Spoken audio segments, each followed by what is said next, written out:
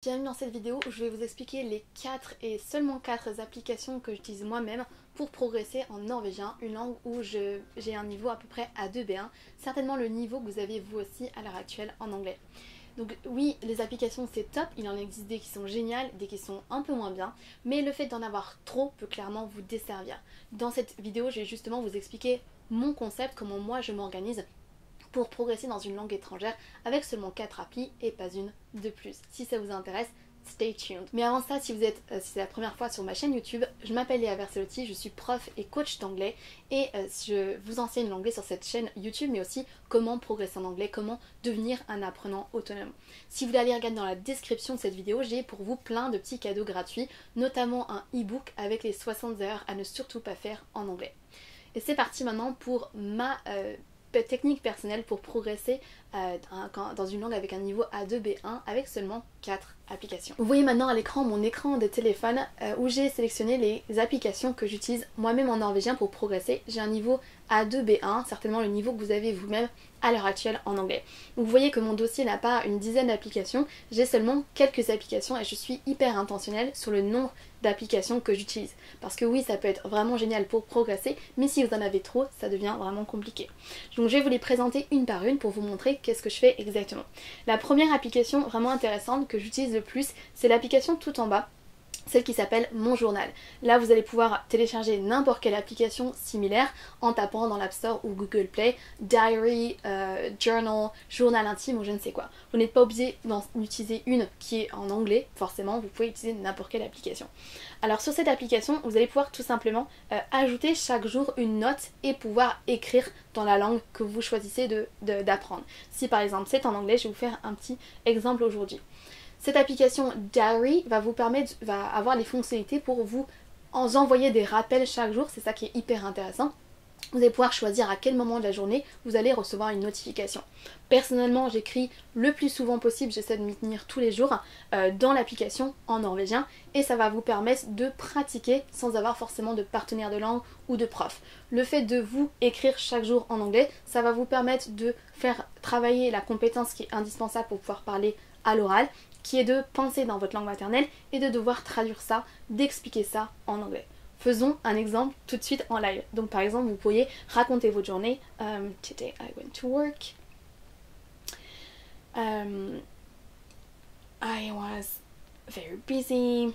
Donc là, vous écrivez tout simplement ce que vous avez fait dans votre journée, comment vous vous sentez à l'heure actuelle. L'idée ici, c'est de non seulement traduire vos pensées du français à l'anglais, mais d'apprendre du nouveau vocabulaire. Chaque fois qu'il va vous manquer quelque chose, par exemple, vous voulez dire « j'ai eu une journée chargée », vous allez pouvoir chercher le mot qui vous manque et ainsi l'apprendre.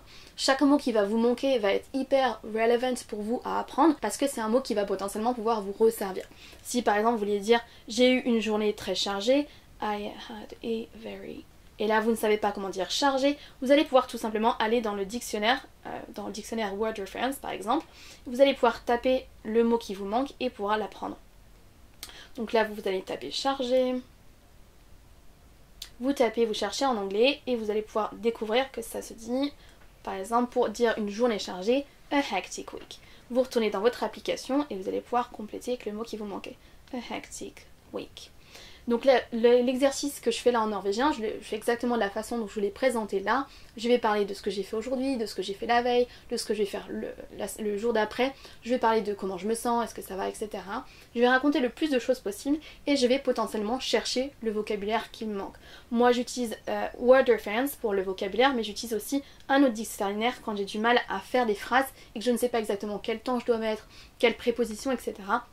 Là je vais utiliser le dictionnaire DeepL. Vous pouvez faire ça aussi pour vous. Si jamais vous voulez chercher une phrase que vous avez du mal à traduire du français à l'anglais, vous pouvez soit la taper dans le dictionnaire en français directement, soit chercher les mots un par un dans Word Reference. Mais si vous bloquez sur la syntaxe, sur la grammaire, sur quel temps il faut utiliser, vous pouvez tout simplement taper votre phrase en français dans le dictionnaire DeepL, dans le traducteur, et vous allez avoir la traduction en anglais. Prenons un exemple. Vous allez dire, par exemple, je n'ai pas eu le temps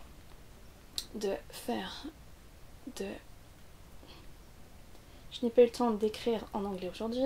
Ok, si par exemple vous n'arrivez pas à traduire cette phrase, vous pourriez taper votre phrase en français tout simplement dans le traducteur. Vous avez la réponse en anglais, vous pouvez cliquer en bas à droite sur copier-coller. Vous pouvez ensuite retourner dans votre dictionnaire et le coller ici. Vous avez donc ensuite tout un texte. Je vais vous montrer ce que ça donne quand je le fais en norvégien. Là je pourrais l'enregistrer si je voulais. Et ensuite vous vous retrouvez avec plein d'entrées de petites notes comme ça, avec potentiellement un texte. Voilà comment je fais moi pour donc, le norvégien. Des fois c'est plus ou moins long. J'écris le plus possible chaque jour. J'essaie de m'y tenir le plus souvent possible. Et ce que vous pouvez rajouter comme exercice, c'est de lire à haute voix ce que vous avez écrit. Ça vous permettra de pratiquer aussi la prononciation et de vous entraîner à lire les phrases. Le fait de prononcer à haute voix, ça va aussi vous aider à mémoriser le nouveau vocabulaire. Par exemple, pour ce qu'on a écrit tout de suite, Today I went to work, I was very busy, I had a very hectic week, I didn't have time to write in English today. Et vous pourriez faire un long texte comme ça en le lisant à haute voix. Donc ça c'est la première application, donc je vous ai présenté plusieurs applications tout de suite. Il y en a une qui est donc mon journal, où je vais chaque jour écrire en norvégien. On a ensuite la ligne du dessus, 3 dictionnaires, donc on a le dictionnaire Word Reference, que vous pouvez vous-même utiliser en anglais, parce qu'il existe aussi en anglais. On a le traducteur DeepL pour traduire globalement des phrases du français à l'anglais pour vous. Je m'en sers moi du français au norvégien. Et j'ai un autre dictionnaire, mais là qui est 100% en norvégien. Au-dessus, on a 3 autres applications que je vais vous présenter tout de suite. La première, c'est l'application NRK Radio. Donc là, vous n'allez pas pouvoir vous en servir parce que c'est une application 100% en norvégien et vous allez pouvoir trouver quelque chose de similaire pour l'anglais. Sur cette application, je vais écouter des podcasts et comme j'ai un niveau faux débutant pré-intermédiaire en norvégien, j'écoute des podcasts pour enfants. Donc j'ai trouvé sur l'application NRK Radio des podcasts qui sont globalement à mon niveau. Si jamais vous voulez faire quelque chose de similaire avec l'anglais, je vous conseille d'aller sur BBC Learning English et vous pouvez potentiellement, si votre niveau est vraiment faux débutant en débutant, vous pouvez écouter des podcasts faits pour les enfants. Mais si vous allez sur BBC Learning English, vous allez trouver plein de podcasts pour différents niveaux. Ce qui est intéressant avec une appli de podcast, c'est que vous allez pouvoir potentiellement télécharger des épisodes hors ligne et que vous allez pouvoir entendre beaucoup la langue que vous apprenez. Le fait de simplement écrire en norvégien n'est pas suffisant, il faut que j'entende aussi beaucoup parler du norvégien pour pouvoir comprendre si quelqu'un me parle. Donc le fait de faire la compréhension orale avec une application de podcast, c'est vraiment un super moyen de progresser. Donc là on a vu donc plusieurs applications dont une où je vais écrire, donc là je vais travailler la compétence écrite, là l'expression écrite, là je vais travailler la compréhension orale et ensuite vous allez voir qu'on va travailler les autres compétences qui sont l'expression orale également. Pour l'expression orale, j'utilise l'application Italki. C'est une application où vous allez pouvoir trouver des profs ou des tuteurs. Donc là, j'ai trouvé un prof de norvégien. Vous allez pouvoir faire pareil pour l'anglais ou n'importe quelle langue que vous apprenez. Et là, potentiellement, ça va vous permettre de pouvoir pratiquer la langue que vous avez besoin de pratiquer à l'oral également. Donc avec My Journal, mon journal, vous pratiquez l'expression écrite. Avec Italki ou d'autres applications comme Cambly et autres, vous allez pouvoir pratiquer l'expression orale. Avec le podcast, vous avez la compréhension orale, il nous manquera la dernière compétence qu'on verra juste après.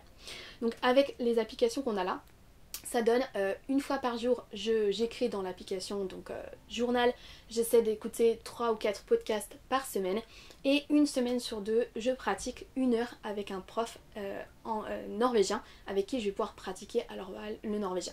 Mais le fait d'avoir aussi la compétence expression écrite, ça va faire que je vais pouvoir pratiquer moi-même chaque jour sans avoir besoin d'avoir quelqu'un en face. Donc ça permet de pratiquer encore plus que si je ne faisais que de l'expression orale avec un prof. Petite astuce supplémentaire, c'est l'application juste au-dessus ici que je vais vous présenter qui s'appelle Another Note Widget. C'est une application où vous allez pouvoir mettre un post-it sur votre écran d'accueil. Donc peut-être que vous avez ça sur votre téléphone intégré sans application, mais moi j'ai trouvé une application qui le fait. Là vous allez pouvoir taper du vocabulaire comme je l'ai fait moi-même ici, vous voyez. Vous allez pouvoir taper du vocabulaire que vous voulez apprendre et retenir pour qu'il soit sous vos yeux chaque fois que vous utilisez votre téléphone, que vous ayez un rappel visuel de ce que vous êtes en train d'apprendre.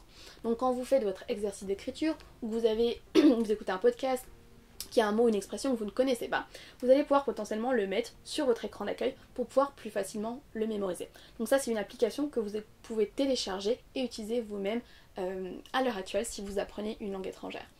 Une autre astuce que j'ai pour vous, c'est d'utiliser une application pour traquer vos habitudes, pour pouvoir vous permettre de rester dans le game et de rester consistant. Moi j'ai personnellement utilisé l'application Ease Habit, il y en existe plein d'autres, EZ Habit derrière, et j'ai des différentes routines que je veux faire chaque jour. notamment le norvégien.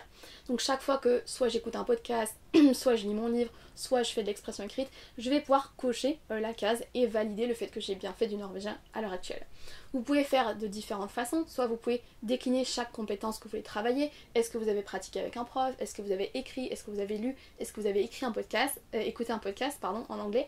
Ou vous pouvez simplement mettre anglais et quoi que vous fassiez dans la journée, si vous faites votre anglais, vous pouvez cocher la case comme quoi c'est fait. Voilà, je viens de vous présenter donc 4 applications que j'utilise moi-même pour progresser en norvégien. On a l'application pour écrire en norvégien, une application pour écouter la radio, l'application italki donc pour avoir un prof et communiquer avec un prof une semaine sur 2, et ensuite on a donc un dictionnaire et un traducteur. Ça fait donc 4 applications avec en bonus l'application Post-it où je vais pouvoir mettre du vocabulaire et l'application pour traquer mes habitudes. Mais vous voyez qu'avec seulement 4 applications, je progresse quasiment dans toutes les compétences nécessaires: compréhension écrite, compréhension orale, expression écrite, expression orale, et ça va me permettre de progresser de façon générale mon niveau, de booster mon niveau A2 B1 en norvégien et au-delà. Donc si vous avez ce niveau-là à l'heure actuelle en anglais, sachez que vous n'avez pas besoin d'avoir 50 000 applications, mais seulement quelques-unes en étant bien ciblé sur les bonnes compétences, vous allez potentiellement pouvoir faire de gros progrès. Donc là je vous ai parlé de la compétence expression écrite, expression orale, compréhension orale, mais j'ai aussi la dernière